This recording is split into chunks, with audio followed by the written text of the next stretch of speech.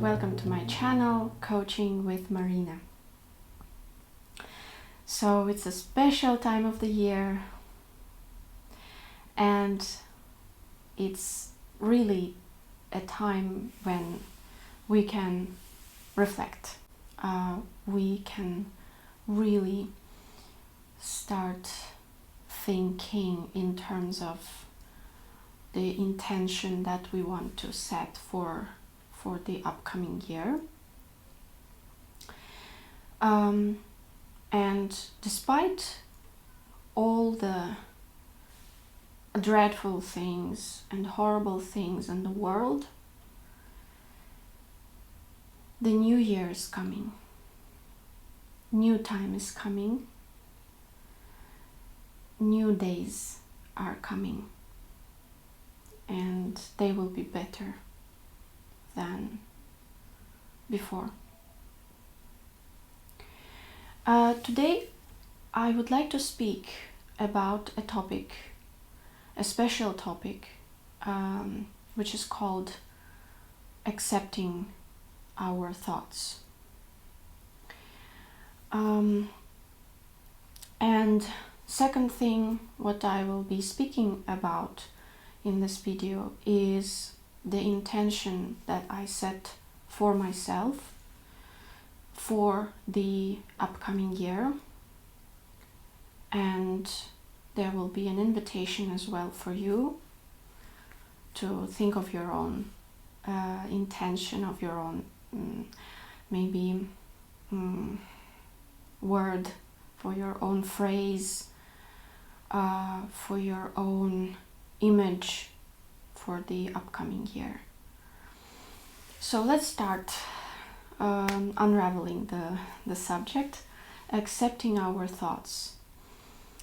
So after the stage of really looking into our thoughts, slowing them down, hearing them better, understanding them better, after all the active meditations that hopefully you tried out on yourself that we were talking about in the previous videos, we are coming to the next stage. Sometimes it's even hard to divide this process into stages because it sort of comes together. When we hear our thoughts for what they are, comes the stage of accepting them. Or maybe it just goes hand in hand, it just goes really together. But I am paying a special attention to this part of the process today.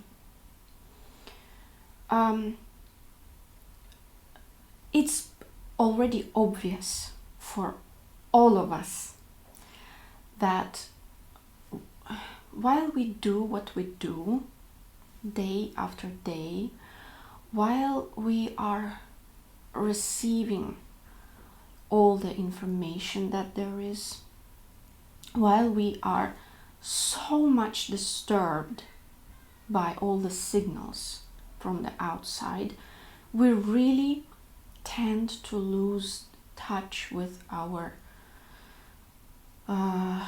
thoughts. And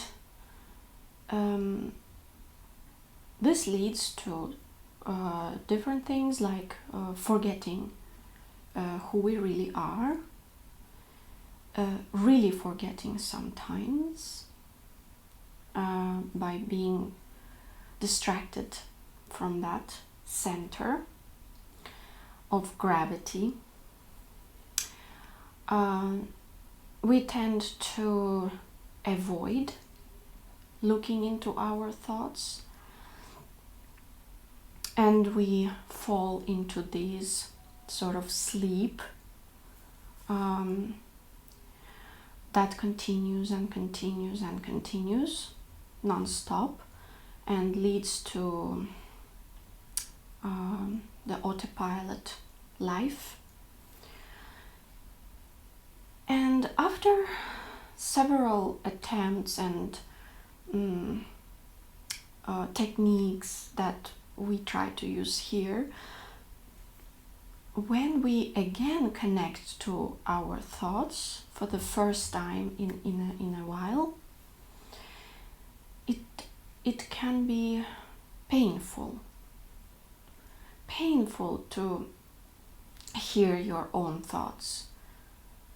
And actually, by avoiding our thoughts, consequently, we avoid our feelings. And we sometimes don't rationalize and don't understand where our reactions and behaviors come from. And it's really interesting how we lose touch with the core, with the beginning of everything, with the thought.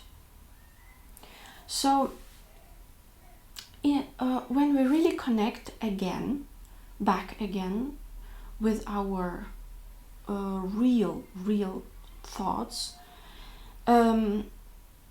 we said before that we have to be, sorry, I think it's my daughter on the background, but I'm just going to keep rolling. So by connecting after a long while back again with our thoughts, we spoke before that we need to be honest. What we hear, what we see, what we feel, we have to be honest about that, 100% honest. Otherwise, this whole thing of self-discovery doesn't work. And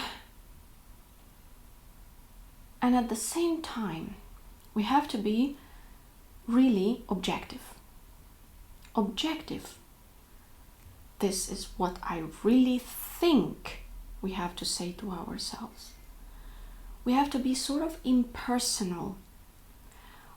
You know, Gurdjieff, a great philosopher and teacher, a spiritual teacher, taught like this also, and that we have to be objective and impersonal and impartial to what we observe in ourselves, to what we see as our thoughts, to what we hear as our thoughts, to what we see as our images that arise. We have to be impartial, and we have to be free from judgment, from judgmental interpretations of our thoughts and consequently feelings and consequently behaviors and actions and behaviors. Non-judgmental, free from judgmental interpretations, and very often free from self-justification. And it's hard. Oh, it's hard. To some extent, maybe even impossible to be 100% objective, because it's us. It's us we're talking about. And of course, when I speak about being honest and being objective and being non-judgmental, etc., I'm talking about being honest to ourselves, not with our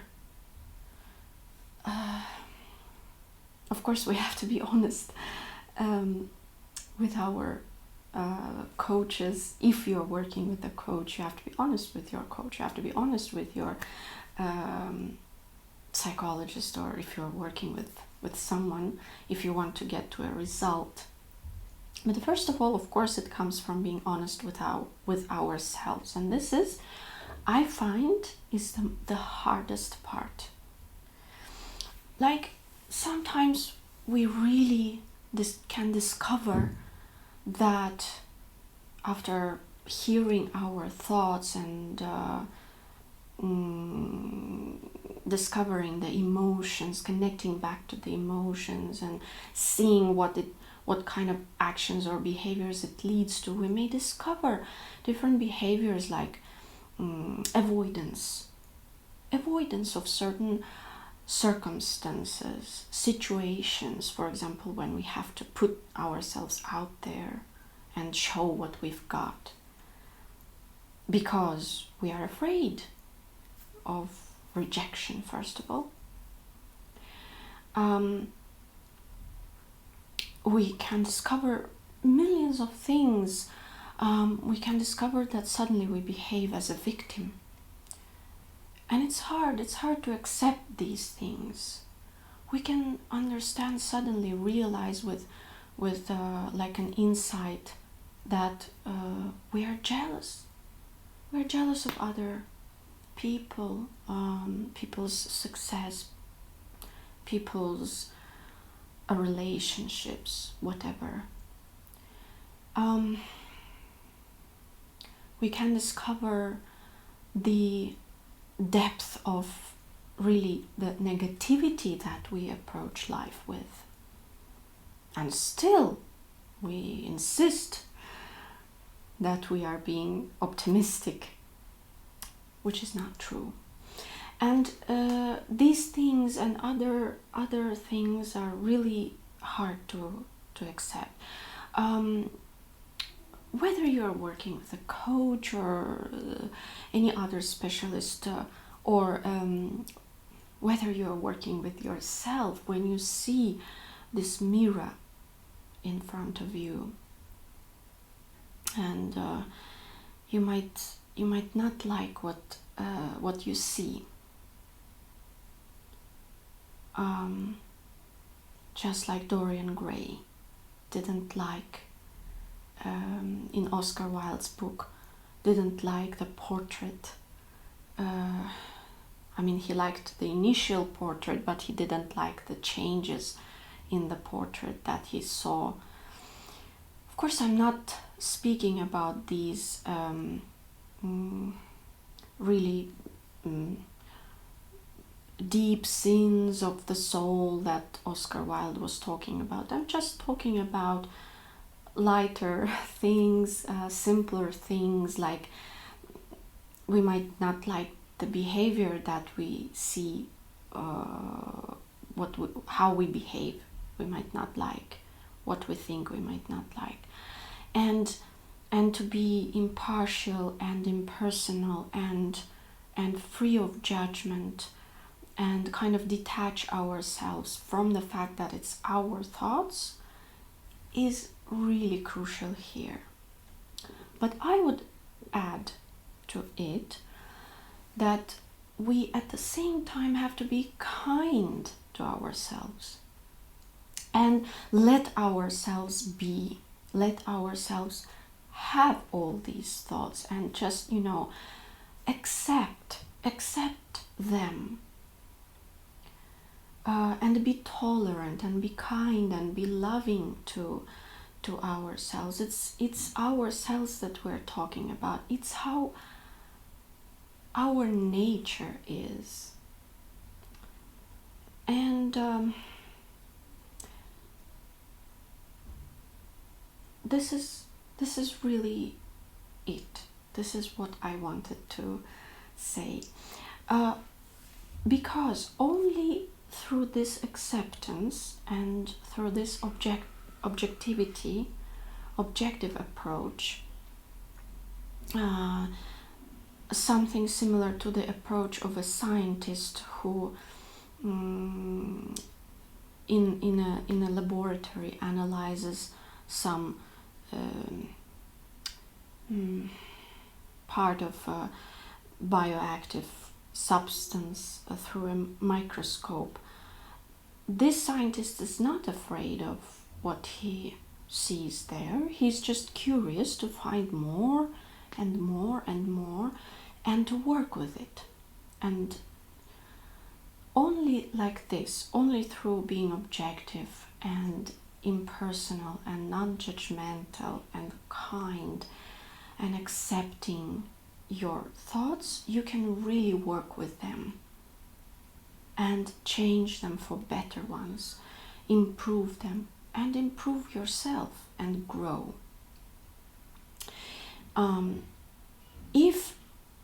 I believe that Dorian Gray was given a great chance. By having this portrait, he was given a chance of putting this portrait in front of him and see honestly all the things on his face and work with that and become better, a better person. Like that, we can work with our true thoughts and accept them and work with them, and sometimes even just flip them over for more positive ones, for thoughts that will work for us. Only like that we can grow. And speaking about the second part of the video, which is the intention for the upcoming year for myself, is growth. I truly feel that growing is what motivates me. Growing in all senses, growing in self-understanding, growing in self-development, growing as a person, as a mother, as a wife, as a daughter, growing, not stopping. And that is why I invite you to think about this kind of intention for the new year and believe and trust that you can always go beyond what you think you can. So, happy holidays to all of you. Happy thoughts. And I hope you will share in your comments what intentions you set for the new year. Please share this with us. And see you soon again.